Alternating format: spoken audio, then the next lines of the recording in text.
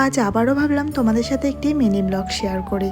এদিকে আমি পেঁয়াজ বানিয়ে নিচ্ছি সয়াবিনের তরকারির জন্য, আর গ্যাসে ওদিকে একটা নিরামিষ তরকারি বসানো রয়েছে যার মধ্যে প্রচুর ধরনের সবজি রয়েছে। সয়াবিনের জন্য এখানে আমি আদা, টমেটো, কাঁচা পাকা লঙ্কা নিয়ে নিয়েছি। তো তোমাদেরকে আমি রেসিপিটি শেয়ার করব নেক্সট ভিডিওতে। এদিকে আমার ঘ্যাট তরকারিটাও হয়েই এসছে, প্রায় নামিয়ে নেব। আর ওদিকে আমার ডাল হয়ে গেছে। আজকে করেছি লাউ দিয়ে তুর ডাল। তোমাদের সাথে সব রেসিপিগুলো আমি ভিডিওর শেষে শেয়ার করব। ইউটিউবে আমার একটি চ্যানেল রয়েছে, সেখানে আমি শর্টসে রান্নার ভিডিও দিয়ে থাকি। যদি তোমরা দেখতে চাও ট্র্যাডিশনাল বেঙ্গলি মিতা বলে সার্চ করবে, পেয়ে যাবে।